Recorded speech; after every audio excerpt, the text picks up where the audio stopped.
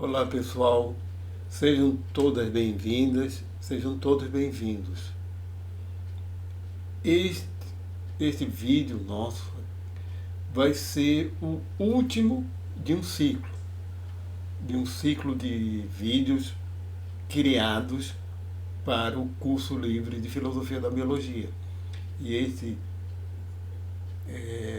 vídeo vai fechar justamente esse ciclo por conta da temática dele, que é um questionamento, que são críticas à própria cultura simbólica, conforme a gente vai ver mais adiante, certo?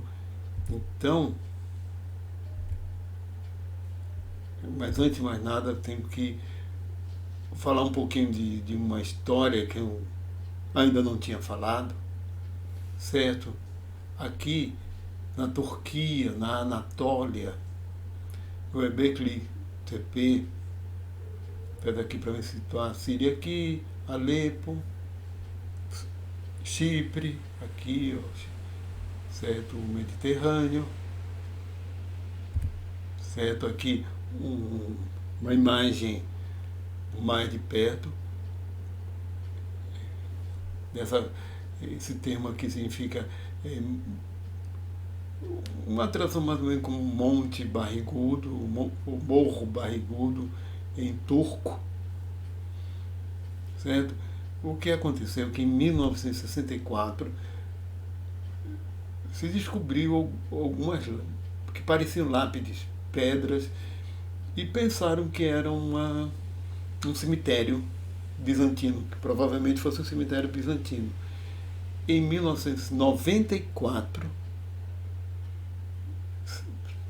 se teve necessidade de fazerem maiores escavações para construções. Se eu não me engano, foi por causa de uma estrada, e se viu que ali não era um cemitério, tinha algo muito mais grandioso, de outras proporções e disposto de forma diferente, certo? E na época, em 1994, tinha um grupo de arqueólogos da Universidade de Berlim que assumiram esse trabalho. O chefe desses arqueólogos estudou esse sítio arqueológico a vida inteira. Há vários, a coisa é de grandes proporções. Aqui nós temos, certo, aqui é a questão que são ruínas de mais de 11 mil anos.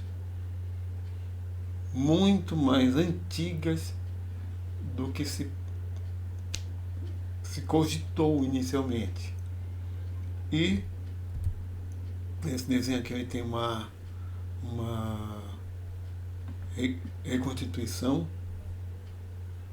sem coberta, provavelmente era coberto, e eram diversas dessas construções espalhadas pela área, e há também todas as evidências de assentamentos humanos nas proximidades, ao redor dessas construções, e essas construções têm todas as características associadas a religiões.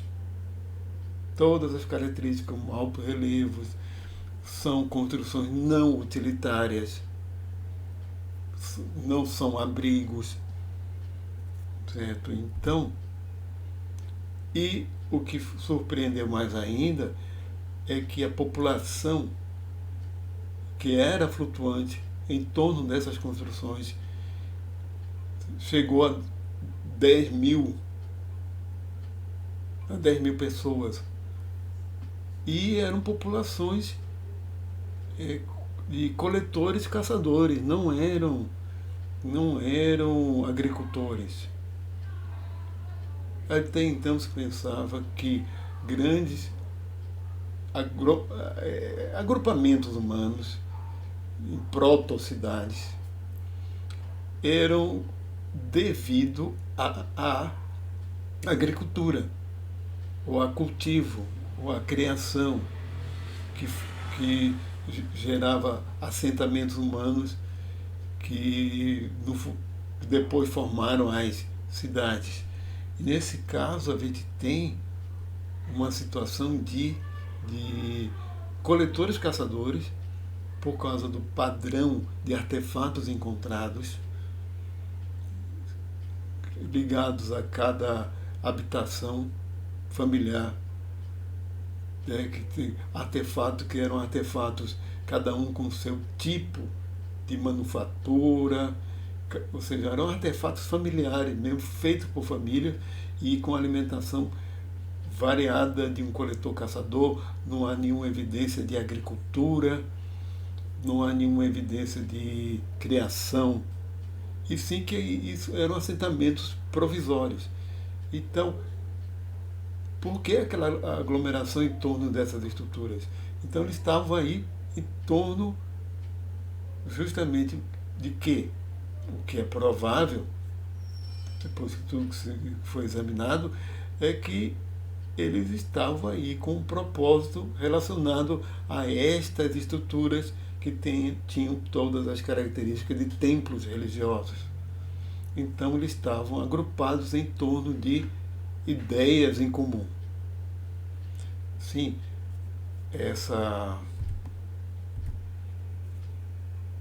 isso aí é relatado no livro Sapiens, de Yuval Noah Harari, e também no livro de Leonard Milodinov, de astronautas, perdão, de primatas a astronautas.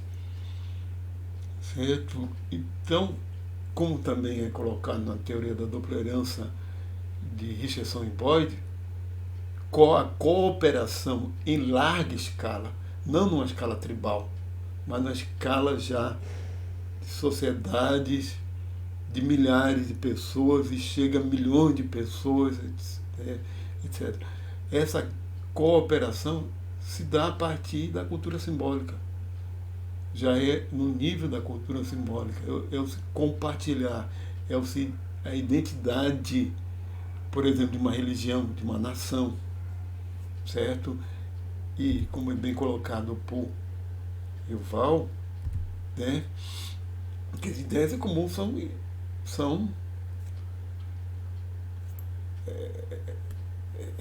questão da cultura simbólica, né?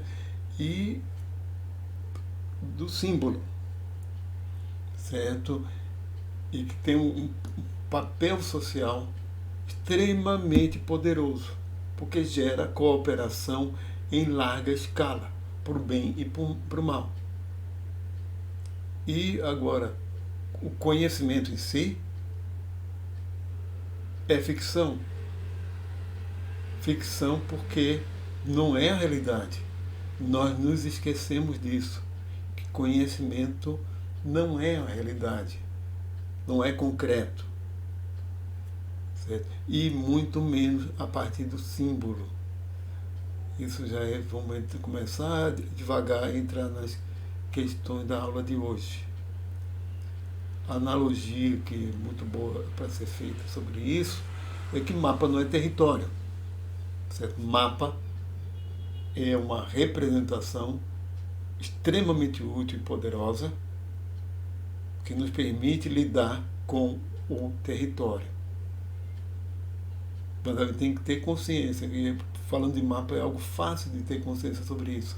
Mesma coisa que vai falar um modelo quântico ondulatório da teoria atômica atual, não é o átomo.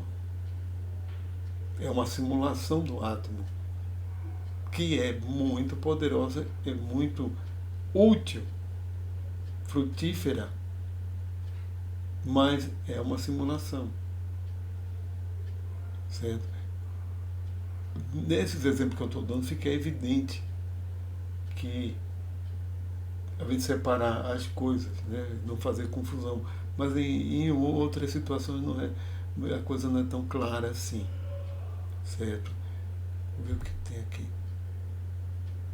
O Yuval Harari, no livro Homo Deus, né, ele fala do dataísmo, que nossa sociedade está cada vez mais desconectada do concreto e voltada para, para lidar com grandes volumes de dados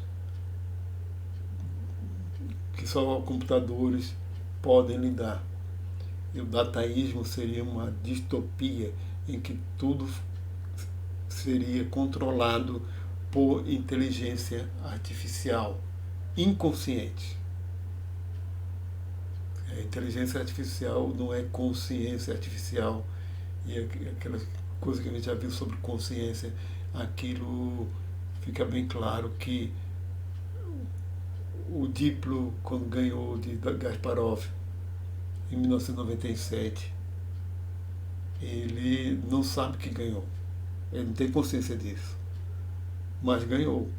Computadores podem controlar, podem ter inteligência artificial e manipular a partir de algoritmos que nós mesmos criamos, mas nós não temos capacidade de lidar com esse algoritmo, e sim jogamos nos computadores que fazem, né, você sabe, todo mundo sabe muito bem que o Facebook existe manipulação a partir de algoritmos,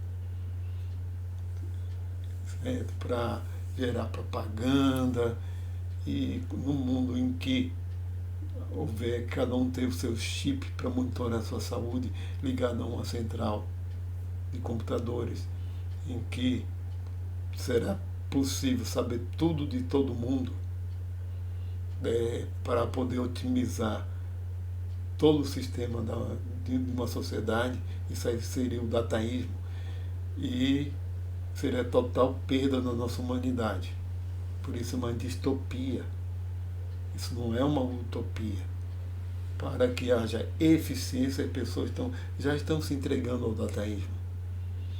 Mas vamos lá.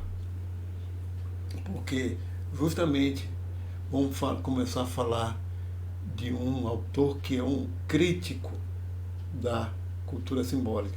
Vou citar principalmente dois autores, esse é um pouquinho mais prolongado, mas a partir desses estudos do que eu encontrei sobre ele, eu também me lembrei de um filósofo indiano, né, que eu li muita coisa dele nos anos 80, de 1980, mas falando primeiro de John Zerzan. Então, Zerzan, ele é americano, né, nasceu em 1943, é filósofo, e o tema principal da aula de hoje é o anarco-primitivismo ou anarco-ecologismo de John Zerzan. No final das contas, o que é de errado com o pensamento simbólico? People's History of Civilization. Vamos lá. Fazendo uma citação dele. Em um tipo fundamental de falsificação, os símbolos primeiramente mediaram a realidade e em seguida substituíram-na.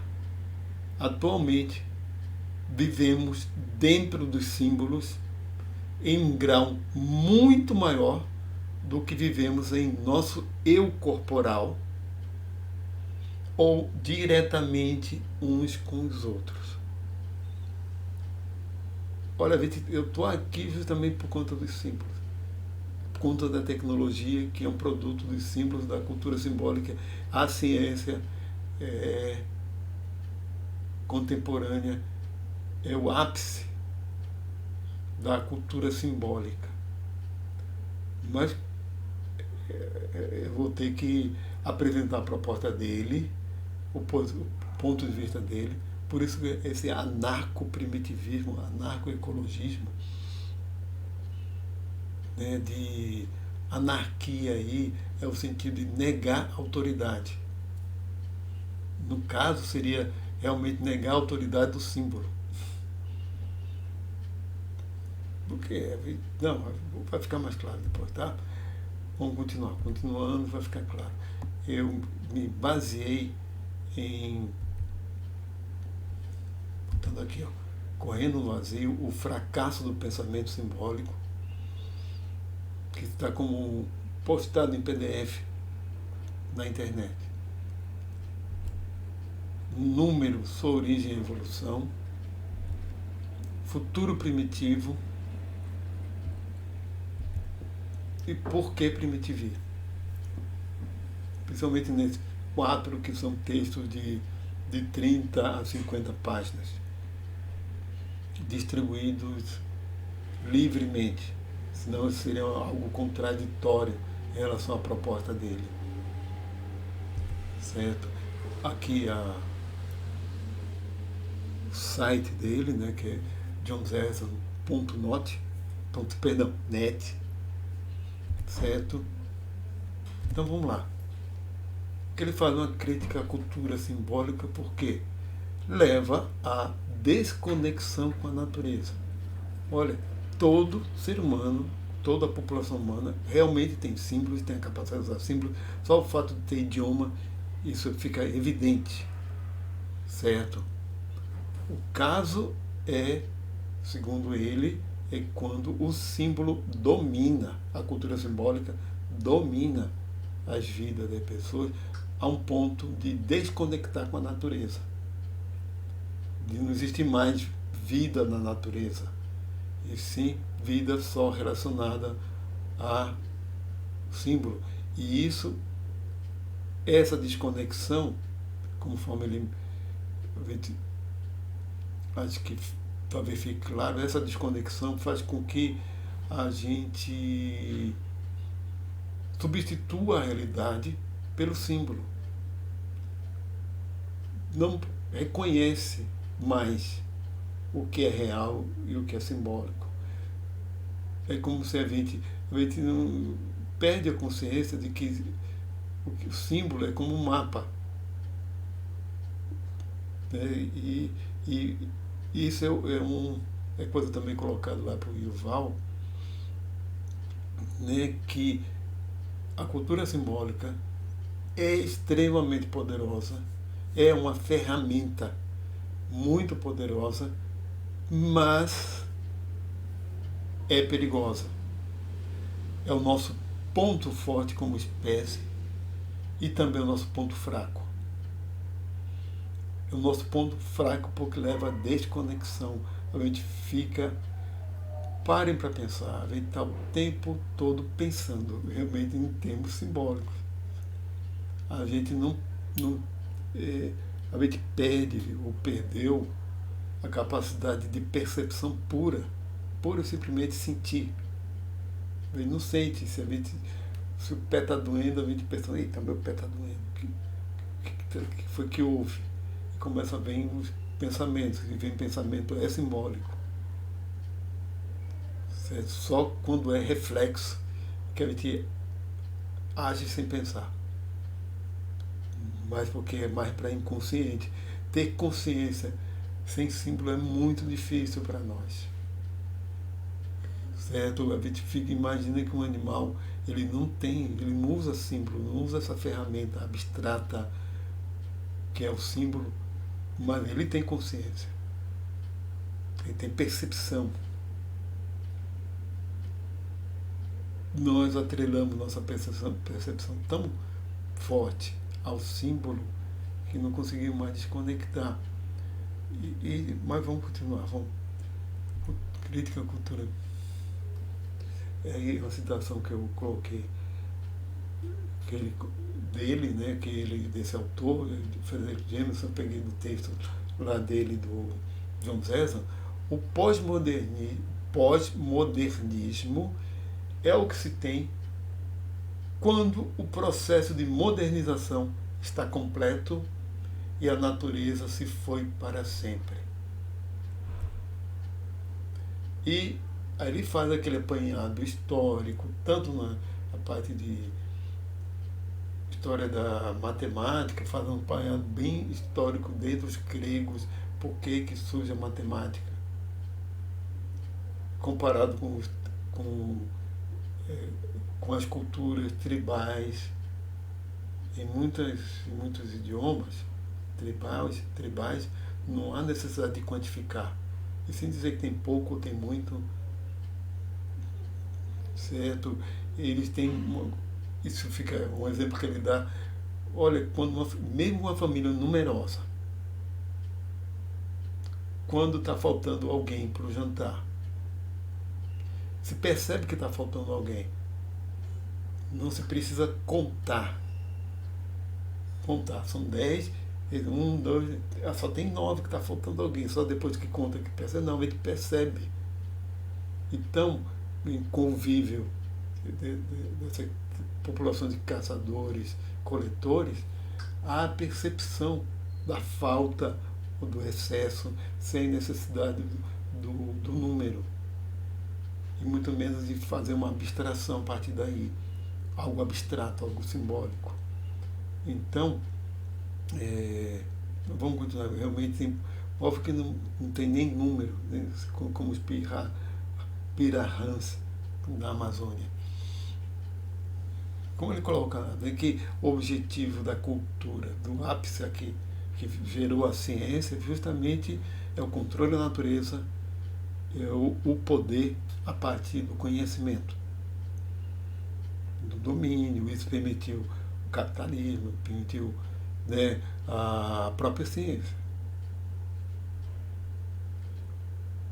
Imperialismo europeu, que é como a gente vê lá em História e Filosofia das Ciências Naturais, a matematização da representação da natureza. A matematização da representação da natureza se está realmente transformando a natureza numa representação mental matemática, e a matemática é o suprassumo do símbolo. É o símbolo na sua forma mais pura. Ele fala no mecanicismo, tudo aquilo que a gente já viu. O próprio cogito de Descartes é uma forma de pensar mergulhado. Então, qual é até os dias atuais? Vou continuar aqui. Porque a matemática não é apenas uma ferramenta, mas um objetivo do conhecimento científico. Ser perfeitamente exato, perfeitamente autoconsistente e perfeitamente geral. É o isolamento mais completo entre o conceito e os sentidos. E ele fala da questão da reificação. Vou colocar aqui o seguinte. Na reificação, o símbolo está separado do pensante e assume um caráter concreto para a nossa mente. Nós temos essa ilusão de que aquilo existe. E começa a ser o ponto fraco do uso da cultura simbólica.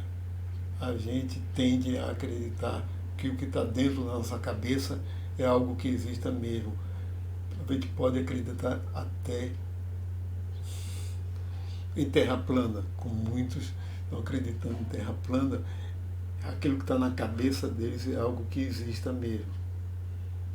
Se bem que ali eu acho que tem alguns problemas de cunho mais psiquiátrico mesmo, não é nem para psicoterapia não, mas em alguns casos ali é uma incapacidade de pensamento hipotético muito grande para aceitar certas argumentações. Mas, continuando aqui, o símbolo de representação acaba substituindo a realidade. E este processo de abstração de seus resultados formais e gerais fornece um conteúdo que parece estar completamente separado do indivíduo pensante, quando não está, é na cabeça dele. Um usuário do sistema matemático e seus valores não entram no sistema, não fazem parte. Como ele diz que a forma mais pura de símbolo é a partir da matemática, ou mais abstrata, né? Menos aparentemente, né? Menos concreta. E há muitos preconceitos contra a cultura de povo primitivo e essa defesa da cultura simbólica, porque justamente a filosofia ela se desenvolve dentro da cultura simbólica, a partir da cultura simbólica, da razão simbólica. E é lógico que, em muitos casos, em muitos filósofos, eles chegam à conclusão que não existe cultura sem ser simbólica, que não é possível outra forma de percepção, que que a cultura é algo simbólico, o símbolo é algo necessário, intrinsecamente necessário à mente humana.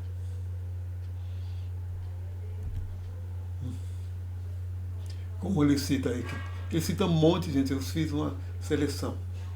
Thomas Hobbes, que dizia que o estado de natureza pré-civilizado era sórdido, brutal, curto. Né? Que Goethe disse que tudo é símbolo. Kant, qual é o fundamento da relação daquilo que em nós que chamamos de representação com o objeto, seria a principal pergunta. Olha, qual o fundamento? A principal pergunta da filosofia é essa. A principal questão da filosofia é essa, é responder essa pergunta. E qual é o fundamento da relação daquilo que em nós que chamamos de representação com o objeto? Essa representação de relação que ela tem é o que o símbolo, como é que se relaciona com o objeto, né? Colocando em outras palavras. Emmanuel Levin, a filosofia em sua diacronia mesma, é a consciência da ruptura da consciência. E para concluir, acho que eu vou colocar mais para aqui, que eu devo estar atrapalhando, mas Sagan, 1985, necessidade de simbolizar e de viver em um mundo simbólico é, tal como a agressão, uma necessidade humana tão básica que ela somente pode ser negada sob pena de um severo transtorno psíquico. Ou seja, quem nega o simbolizar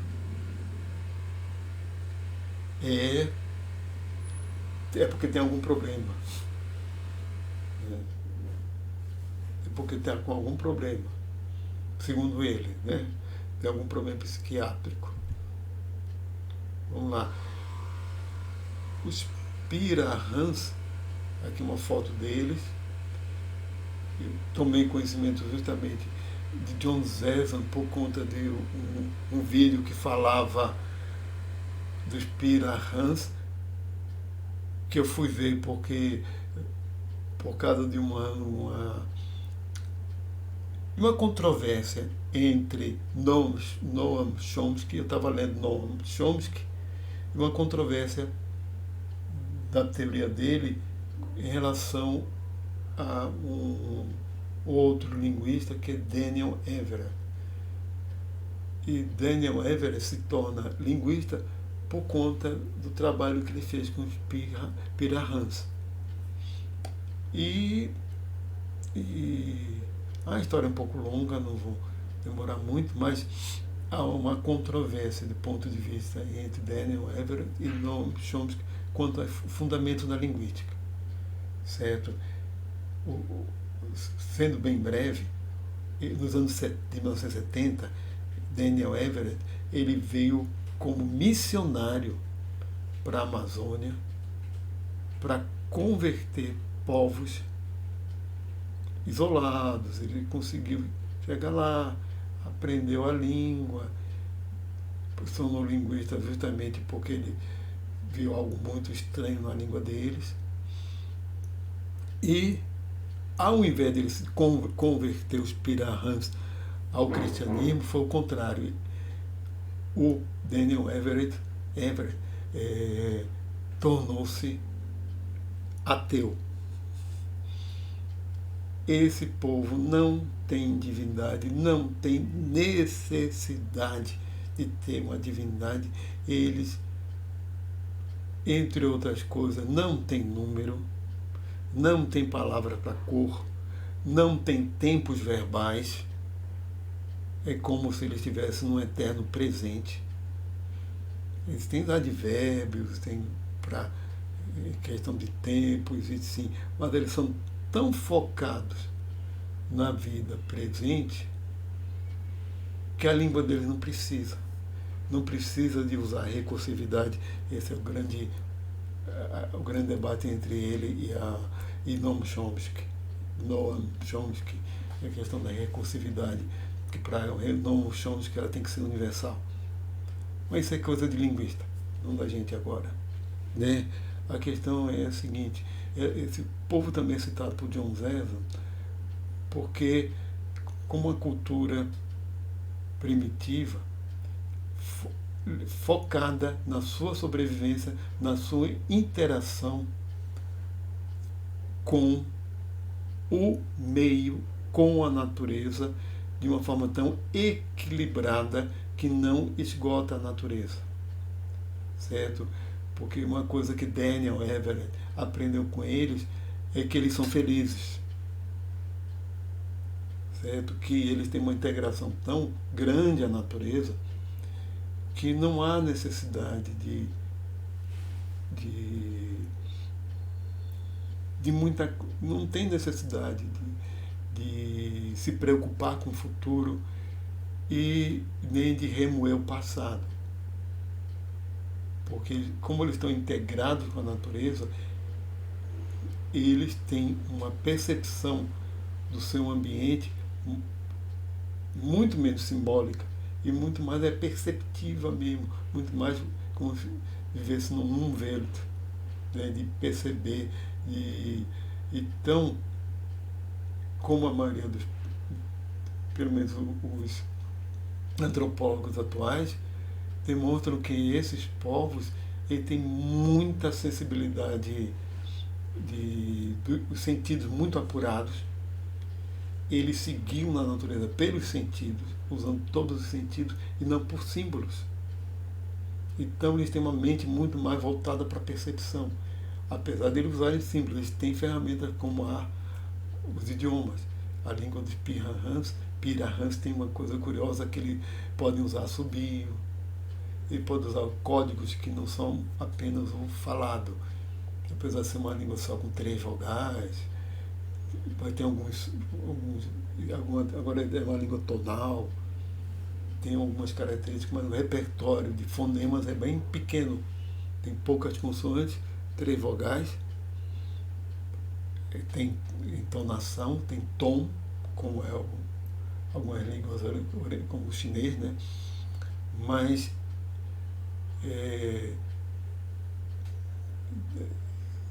não tem uma série de coisas, porque eles não precisam. Justamente isso. Línguas são ferramentas de comunicação. Eles podem se comunicar por assovio, eles têm uma espécie de linguajar entre mãe e neném, que é só na base de emitições como uma série de códigos que eu já vi num vídeo, eles colocam lá a legenda para que significa ali a mesma coisa, assovio, dizendo que está vendo um macaco em tal canto, a partir dos assovios de um para o outro. Então, nós vamos continuar. No final das contas, por que somos infelizes? Né? Aqui ele começa também a questionar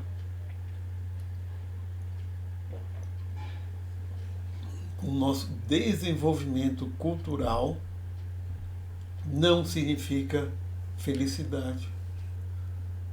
Nós somos extremamente infelizes. Nunca fomos tão infelizes. Infelizes. Aí cita o teorema da incompletude, esquerda, não vamos demorar muito com aqui. Qualquer sistema de conhecimento sobre o mundo é e deve permanecer fundamentalmente incompletos, eternamente sujeitos à revisão.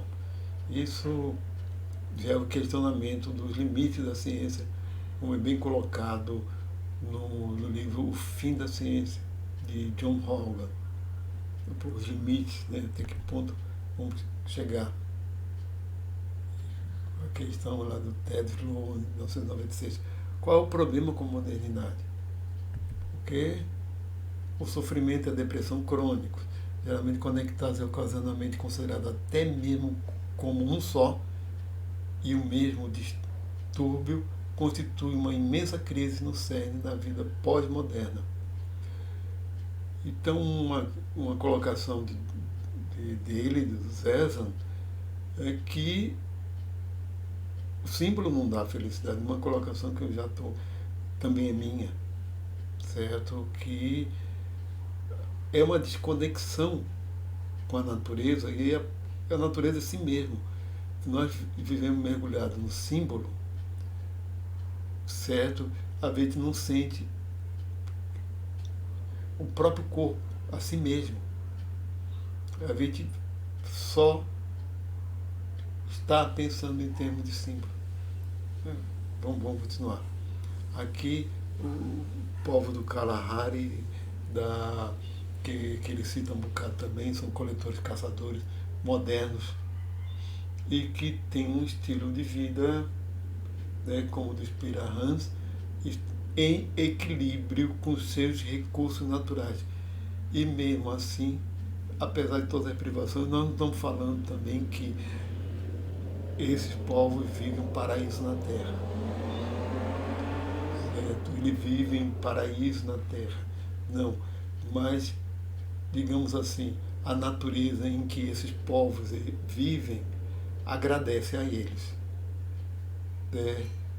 Eles estão conectados com a natureza. Eles não esgotam a natureza. Eles não estão matando a natureza.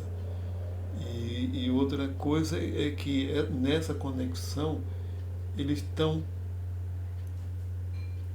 em perfeito equilíbrio também emocional. Falando em termos da inteligência emocional lá de Catherine Pale. Então, não há depressão, não há um bocado de tudo que a gente vê. Certo? Vamos continuar. Ele faz referências a arqueólogo e antropólogo Marshall Sahlins, Richard Lee e Adrienne Zimmermann. Certo? Seguinte. Como esses comportamentos, esse tipo de sociedade primitiva, qual o que caracteriza essa sociedade? Além dessa integração com a natureza, ela acontece porque não há domesticação, em primeiro lugar.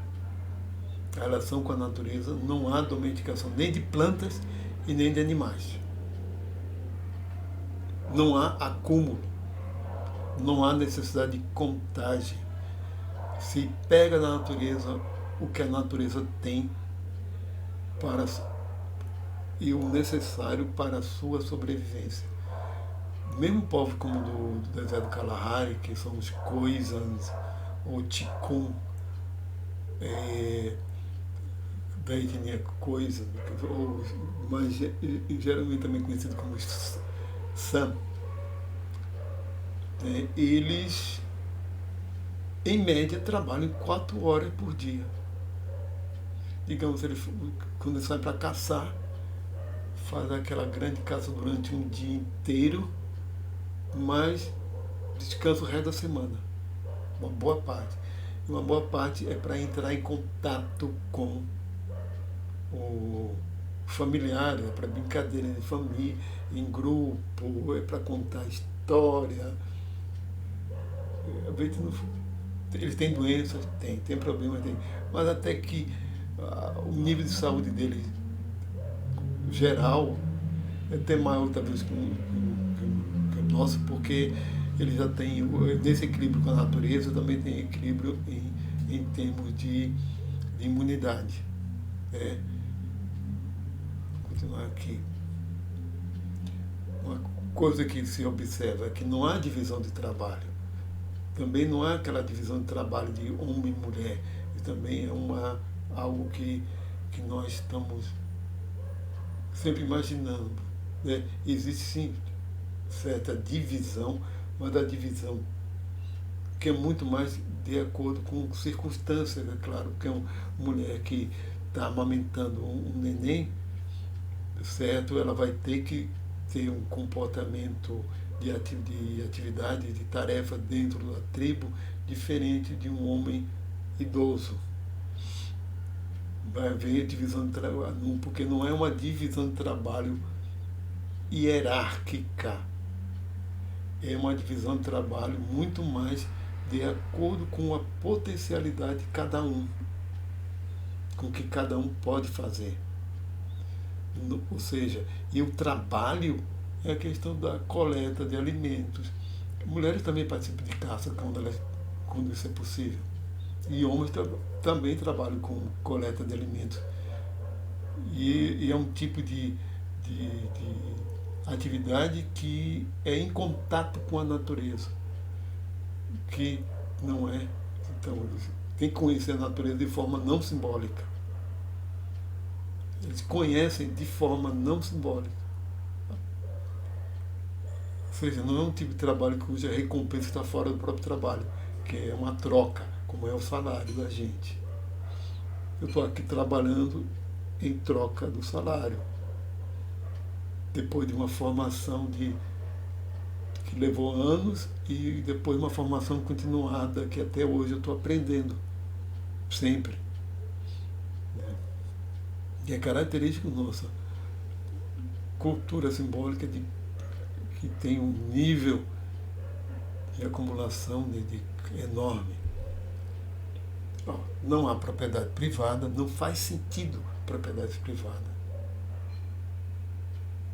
Quando há coletor-caçador, e sim quando há agricultura, quando existe agricultura ou existe domesticação de animais, em grande, já em certa escala, os animais se tornam bens. Então passa a ter propriedade privada. Né? A maior igualdade de gênero, porque não há hierarquia, ou não há digamos assim, ideologia de controle da mulher, por exemplo. Não é uma questão nessa sociedade.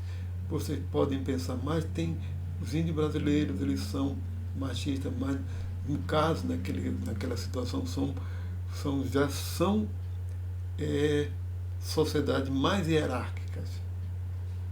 As que ele fala, as que ele cita, como essa dos Pirahãs, dos San, do Coisa, né? Ele é um nível de maior integração ainda com a natureza. É um nível mais puro, digamos assim, de povo humano em contato com a natureza. Então, a maior igualdade de gênero. Outra foto aqui deles. A maior integração grupal, consenso e não hierarquia por poder. Que as coisas se resolvem a partir do consenso, a partir do que se é combinado em grupo. Não há violência organizada. Olha, existe sim agressão, existe sim comportamentos devido à raiva, isso a gente pode negar que exista, não são anjos, né, de uma população humana, certo? Mas internamente não existe a questão da hierarquia de poder, por isso não há violência organizada. Então o nível de satisfação pessoal é maior, claro, porque também eles não criam expectativa de querer ser melhor que os outros e querer ter mais e acumular bens e sonhar em viajar em mundo todo. O trabalho diário é bem menos que a gente, há um foco no presente, certo? Sim. Então, mudando aqui um pouquinho, nem tanto assim o assunto, mas mudando de autor, certo? Mudando de autor. Depois a gente fecha, eu vou fechar todas as duas aí. Aí eu me lembrei justamente desse indiano, do Krishnamurti, certo? E achei nesse site um resumo. Eu li livros dele na minha época de estudante de graduação. Eu li livros de Krishnamurti. São livros que a gente pode chamar de autoconhecimento, voltado para o autoconhecimento. Certo? E Sartre, ele considera que a filosofia dele como um autocentrismo.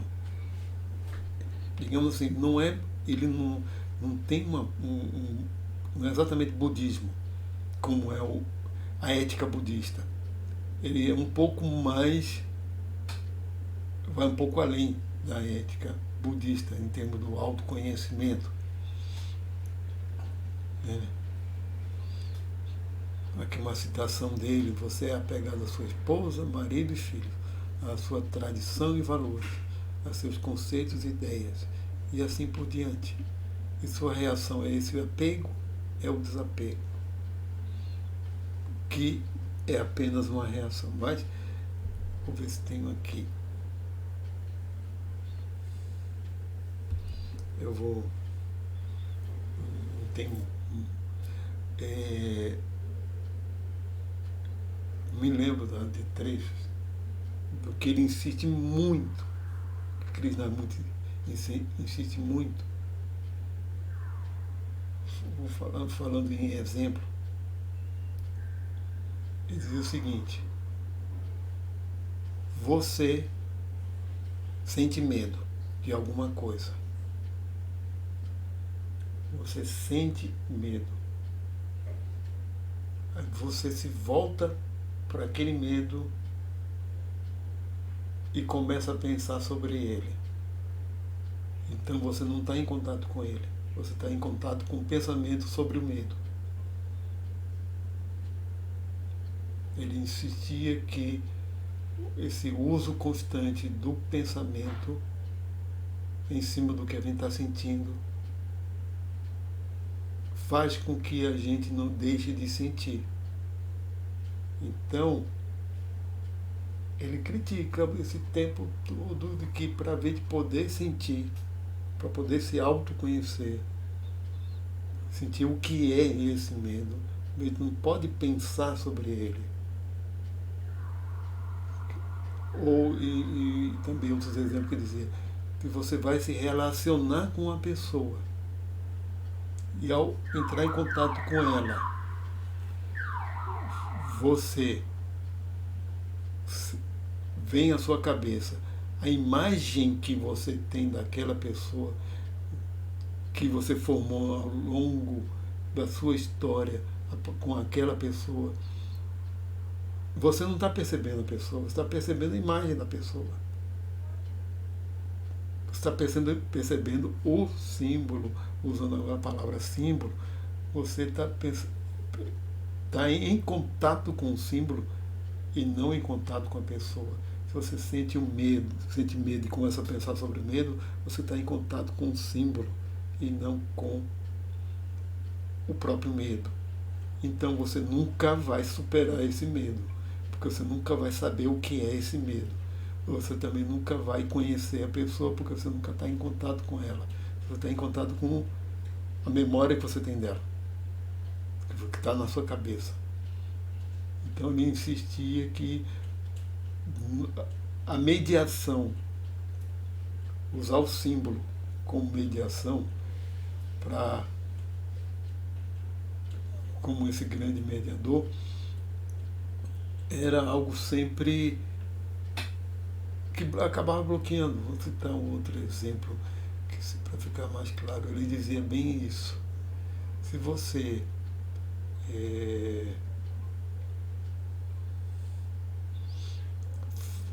também, ao entrar em contato com alguém, e você está sempre, ao invés de estar no presente, estar no pensamento, o pensamento como é feito de palavras, de símbolos, é algo que é sempre velho, está no passado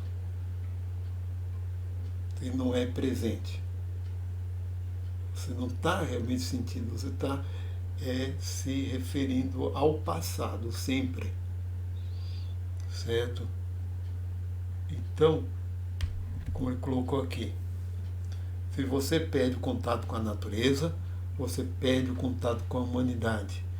Se não há nenhuma relação com a natureza, então você se torna uma espécie de assassino. Se não há nenhuma relação com a natureza, vamos ver o que se pode pensar disso. é o que nós fazemos em relação à natureza. Porque se não há nenhuma relação com a natureza, você está matando sua natureza humana. Você está acabando com a sua natureza humana, com a sua própria natureza. E não é só a questão de você estar acabando, destruindo a natureza. Sim, mas você está destruindo sua própria natureza humana. E,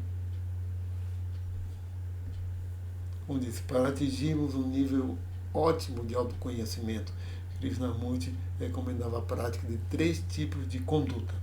A libertação do passado, que isso não é simples. Essa libertação do passado, de acordo com Krishnamurti, significa se libertar do símbolo, se libertar do pensamento simbólico e ter percepção pura do presente. Vocês podem ver que isso não é nada simples. Essa libertação do passado não é somente não estar pensando mais no passado, é o contato com a realidade de uma forma direta, sem usar o símbolo como mediação, porque o símbolo é velho, é memória, é passado. E a redução da dependência do apego, negócio que as duas coisas têm a ver, e o contato íntimo e constante com a natureza, que seria talvez o mais, mas realmente você estar em contato íntimo e constante com a natureza favorece você viver no presente. É o que os Pirahãs fazem, é o que aquelas tribos do Kalahari fazem. Ao estar em contato, usando os sentidos, não o símbolo, para o presente, para rastrear uma presa, para sentindo o cheiro do ar, o cheiro de chuva. Então, o que eles estão fazendo? É mergulhado no presente. E tem essa necessidade por estar em contato com a natureza. Tá? E é aquele contato que é necessário para a sua própria sobrevivência. Coisa que a gente não tem. Né? Tempo é o inimigo psicológico do homem. Então, vamos continuar. Não há professor, isso um resumo também da filosofia dele, né, que não há professor, não há aluno, não há líder, não há guru. Ele sempre dizia, sempre falava mal dos gurus. Aqui você não tem, na palestra dele, você não tem nenhum guru. Guru, porque você tem que libertar do passado, do simbólico, etc. Você não pode seguir uma coisa que um professor está mandando, está orientando. Não é para fazer isso, aquilo, outro. Você que tem que sentir o que tem que fazer. Então, não há mestre, não há salvador. Você mesmo é o professor, o aluno, o mestre, o guru, o líder. Você é tudo. Por isso ele diz que é o autocentrismo. Você que tem que ter a percepção, essa percepção pura. Certo? A forma mais elevada da inteligência humana é a capacidade de observar sem julgar. Você conseguir observar sem pensar, né? Sem realmente haver julgamento, só a percepção. Quando julgamos ou condenamos, não podemos ver com clareza, pois só olhamos nossas próprias projeções. Cada um de nós tem uma imagem do que pensamos ser ou deveríamos ser. E essa imagem, esse retrato, nos impede inteiramente de vermos a nós mesmos como realmente somos. Alguns livros, A Mente Imensurável, Primeira e Última Liberdade, Liberte o Passado, Nossa Luz Interior, Verdadeiro Significado da Meditação, que aqui na meditação como uma forma pura de percepção.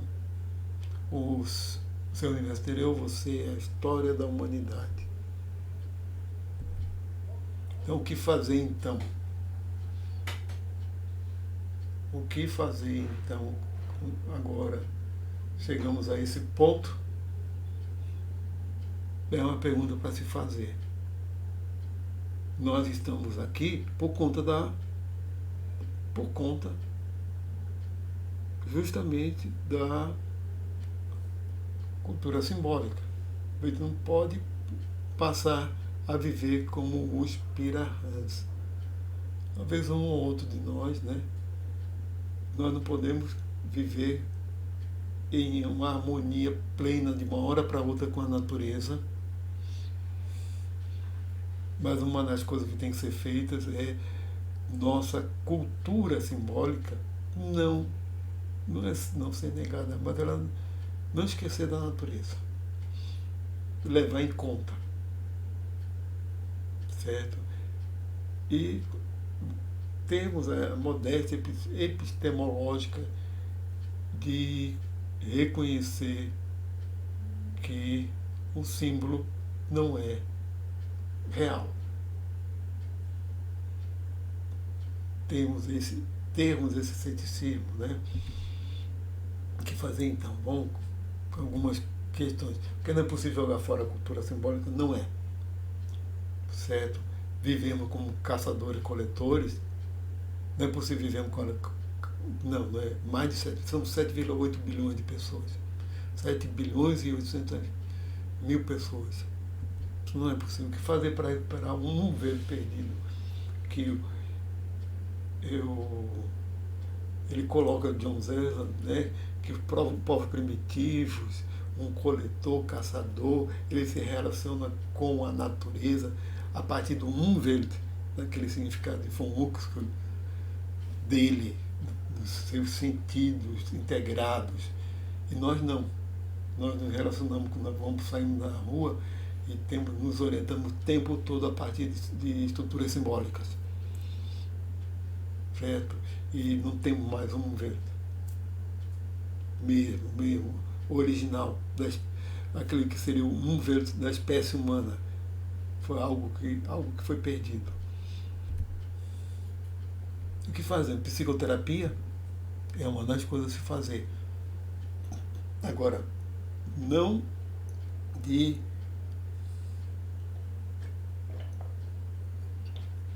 falando lá em Krishnamurti, ele dizia assim, e você vai para um terapeuta, para um psicanalista,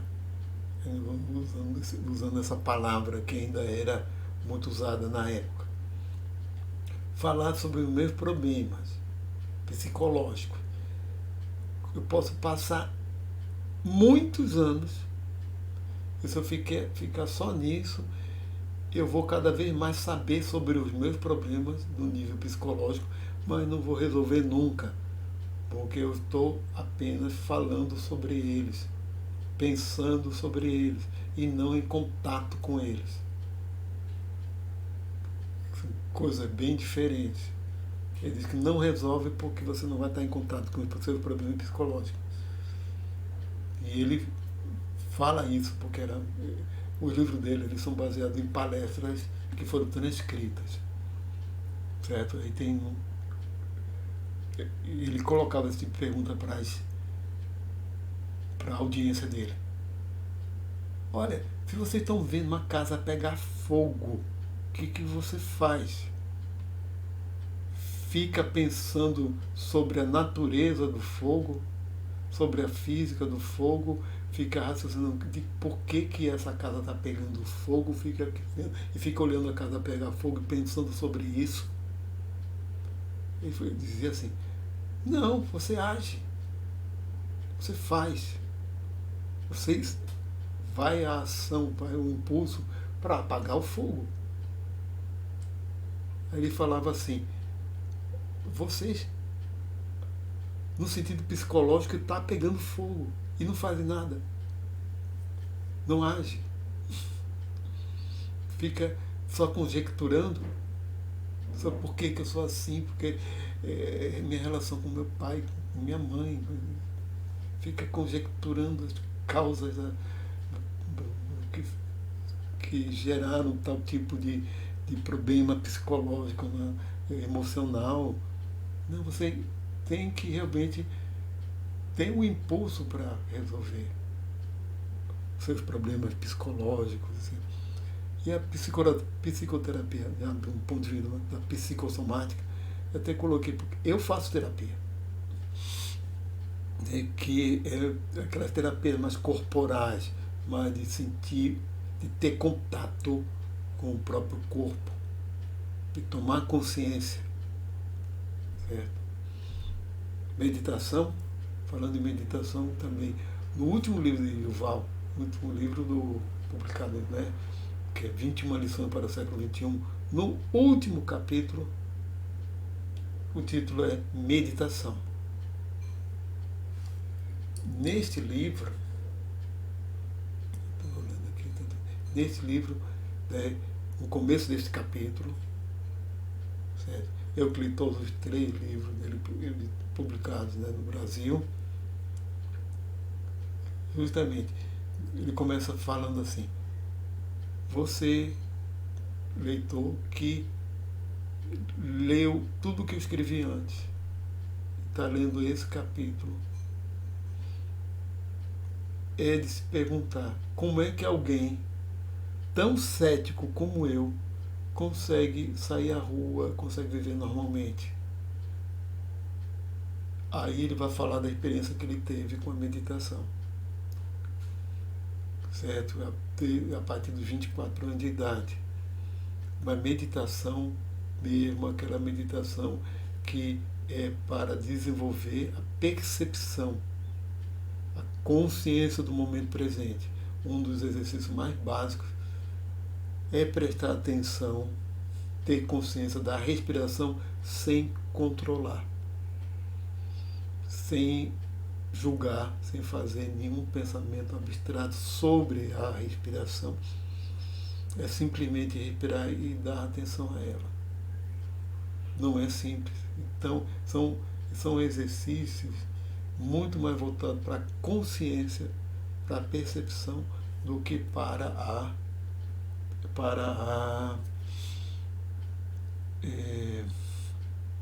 do que para o pensamento simbólico. Então, faz com que a gente tenha consciência do momento presente, né? Do que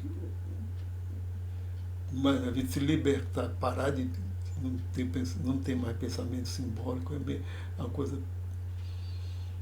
Eu não sei se eu vou ter isso algum dia.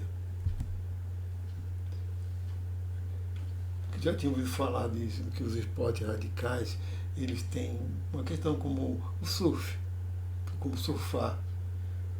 Como praticante, ele tem que estar integrado, cabeça com os sentidos e com todo o corpo naquela ação, faz com que haja realmente uma integração naquele momento, com que ele se desconecte de pensamento simbólico. A gente lava a louça, por exemplo, a gente vai lavar a louça e está pensando aqui em gravar vídeo, no vídeo que tem que gravar, está pensando na aula que tem que preparar, está pensando nos horários, está pensando nas coisas que tem que fazer, e continua lá, pensando, o pensamento funcionando e a gente fazendo uma outra coisa. Até para dirigir a gente precisa de grandes concentrações. Agora, nesses esportes, e quanto mais radical, mais é necessário isso, essa concentração, essa integração. E isso já foi demonstrado que tem um efeito muito benéfico até para a própria saúde. Dá um equilíbrio nos neurotransmissores, nos hormônios, e melhora o sistema imune. Acaba sendo a consequência, né? Ou seja, de certa forma, o praticante ali do esporte radical, ele está integrado àquela ação de uma forma, do mesmo jeito que um caçador está ao rastrear, que é algo que é uma integração, né, entre percepção, a partir de todos os sentidos, entre o que está na cabeça e a ação. Tem mais contato com a natureza.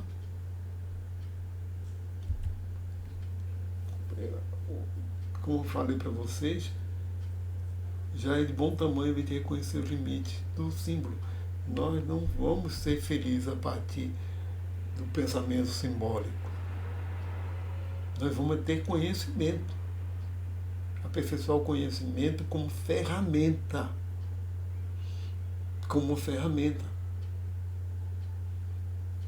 Uma ferramenta que eu estou sendo bem Yuval Harari agora, mas o símbolo não dá contato comigo mesmo.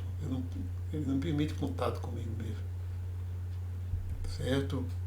E como seria a consciência humana sem o símbolo? Seria o tal do nirvana, ou iluminação. O animal, sem o símbolo, ele tem um verde da espécie dele. Percepção da espécie dele. Mas como é estar plenamente consciente do momento presente, sem essa mediação simbólica. Isso é uma pergunta que eu me faço. Estamos terminando nossa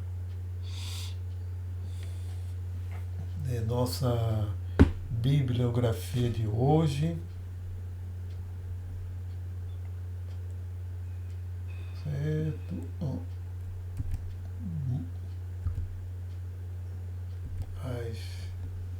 Os aplicativos auxiliares. Muito obrigado a todas e a todos e até a próxima.